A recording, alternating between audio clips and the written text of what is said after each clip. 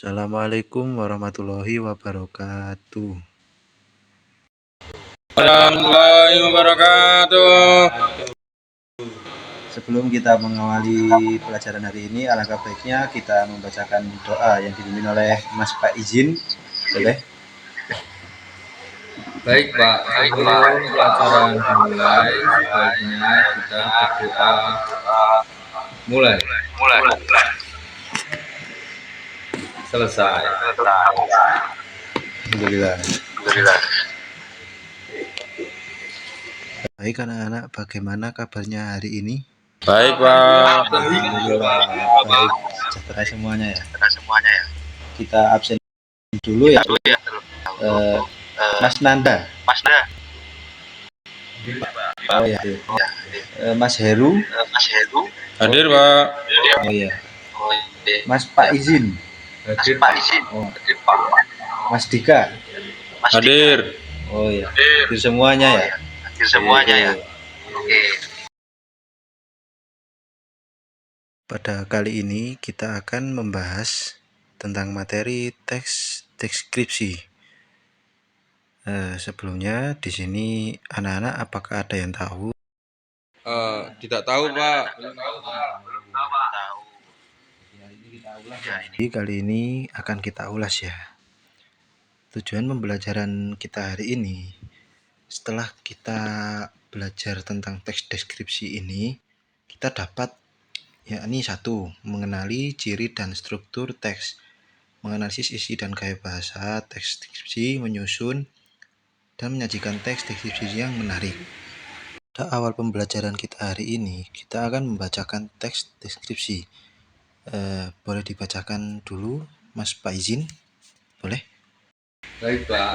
Teks deskripsi adalah teks yang menggambarkan suatu objek, suasana atau orang. Sering banyak telah dapat melihat, merasakan objek melalui kata-kata. Oh iya. Jadi itu ya anak-anak. Deskripsi ialah teks yang menggambarkan suatu objek. Jadi mendeskripsikan bisa menjelaskan benda, tempat, suasana ataupun orang secara rinci. Jadi yang kita beritahu penggambaran itu bisa dilihat oleh orang-orang kayak melihat, mendengar, mencium atau merasakan dan hal-hal lain sebagainya.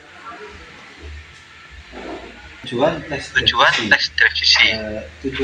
Tujuan pembelajaran kita hari ini ya, teks deskripsi itu memberikan gambaran yang jelas. Kedua, membangun kesan dan perasaan. Ketiga, mempengaruhi atau mengajak pembaca. Yang keempat, keterampilan mengamati dan menulis. Ciri-ciri teks deskripsi bisa dijelaskan oleh Mas Dika. Coba dijelaskan. Yang pertama, menggambarkan objek secara rinci. Kedua, menggunakan panca indera. Ketiga, menggunakan kata sifat. Empat, bersifat subjektif atau menggugah kesan. Oke, jadi itu ya anak-anak. Ciri-ciri teks deskripsi itu bisa menggambarkan objek, terus dilihat secara panca indera, kemudian menggunakan kata-katanya itu kata sifat, terus bisa bersifat subjektif atau menggugah kesan dari para pembacanya. Seperti itu. Struktur teks deskripsi itu bisa dibagi jadi 3, yakni identifikasi atau gambaran umum, isi pengenalan atau informasi awal objek yang dideskripsikan. Kedua, deskripsi bagian itu terletaknya di awal di teks deskripsi itu menjabarkan bagian atau ciri-ciri objek secara rinci menggunakan panca indera. Dilihat teksnya itu yang paragraf pertama itu menjadi menjelaskan deskripsi bagian. Kemudian yang teks terakhir itu paragraf terakhir yakni simpulan atau kesan penulis. Isinya tentang kesan pribadi, ajakan atau penilaian terhadap objek yang dideskripsikan. Itu terletaknya di paragraf terakhir. Kemudian kaidah kaidah kebahasaan. Di sini Di sini anak-anak boleh yang mau membacakan ini. Kayaknya Mas Faizin boleh. Mas Faizin boleh lagi. Baik Pak. Kaidah kebahasaan.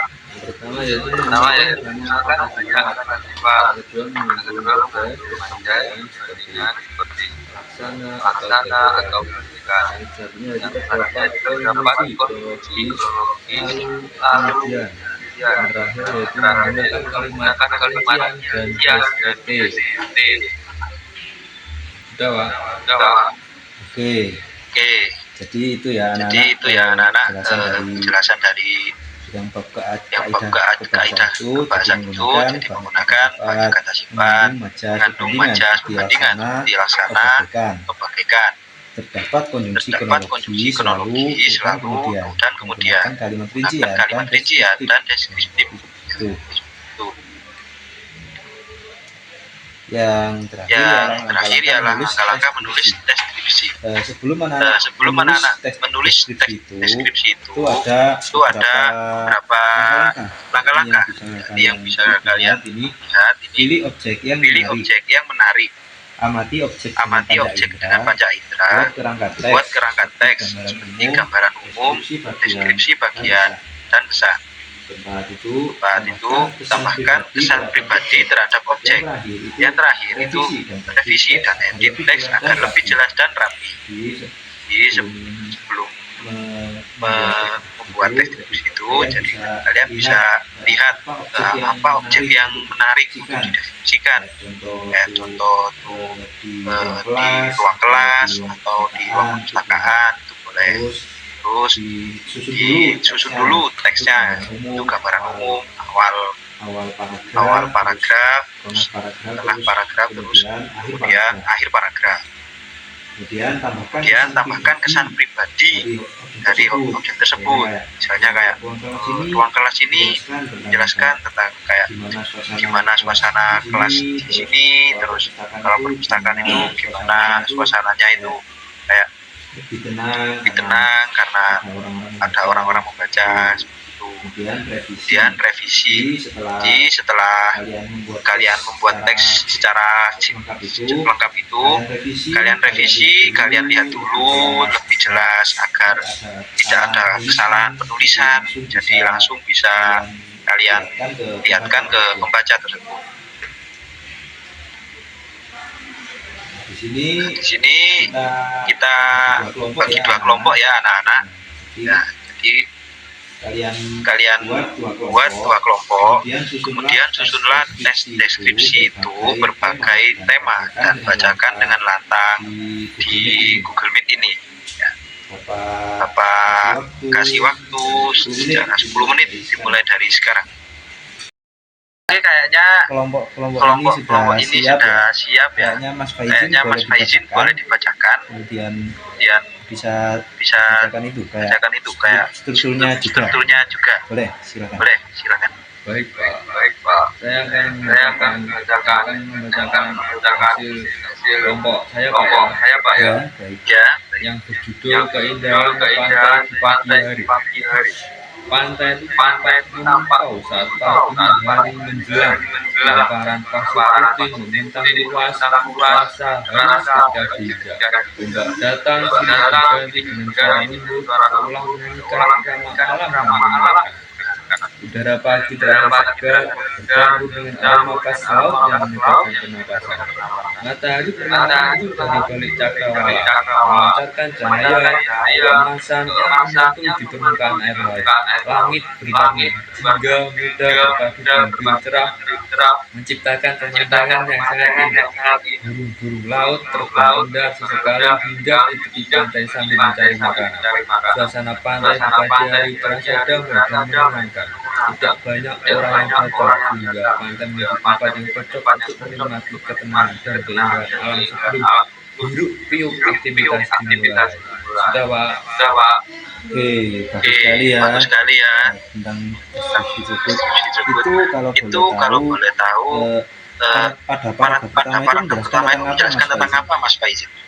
Yang pertama menjelaskan gambaran umum atau identifikasi umum, Pak. Oh iya. Oh iya. Kemudian paragraf yang kedua. Paragraf yang kedua Yang kedua menjelaskan menjelaskan deskripsi deskripsi bagian. bagian. Oke. Oke, ya paragraf tengah itu menjelaskan tentang bagian. Kemudian yang terakhir, paragraf terakhir Terakhir menjelaskan kesimpulan dan pesan penulis, Pak. Oke, betul sekali untuk Mas Faizin ya. Kemudian lanjut untuk kelompok 2 itu Mas Dika bisa dibacakan. Baik Pak, judul teks deskripsi kami berjudul Keindahan Perpustakaan Sekolah. Perpustakaan sekolah terletak di sudut bangunan utama yang tenang dan jauh dari keramaian kelas. Ruangan ini tidak terlalu luas, tetapi tertata rapi dan bersih sehingga terasa nyaman untuk membacanya. Dindingnya dicat warna krim lembut yang membuat suasana tampak hangat dan menyenangkan. Rak buku kayu berjajar rapih di sepanjang dinding, dipenuhi berbagai jenis buku pelajaran, novel, dan majalah. Aroma khas kertas buku tercium setiap kali memasuki ruangan. Di bagian tengah perpustakaan terdapat beberapa meja panjang dengan kursi berwarna coklat tua yang tampak kokoh dan bersih. Sudah Pak. Baik, bagus sekali ya deskripsi kamu. Itu kalau boleh tahu, paragraf pertama itu menjelaskan tentang apa, Mas Dika? Paragraf pertama menjelaskan identifikasi umum atau gambaran umum, Pak. Ya, betul. Kemudian paragraf yang tengah atau yang kedua? Yang kedua menjelaskan deskripsi bagian. Betul. Yang terakhir, paragraf yang terakhir? Yang terakhir kesimpulan, Pak, dan kesan penulis. Oke, jadi kayak gitu ya anak-anak bisa disimak dari kelompok 2 ini. Di itu seperti itu, kayak menjelaskan tentang 3 hal. Ya, apa tadi anak-anak? Deskripsi bagian Umum. Kemudian yang kedua identifikasi Bagian. Dan kemudian yang terakhir kesimpulan kesan moral. Ya sudah ya sudah lancar semua ya.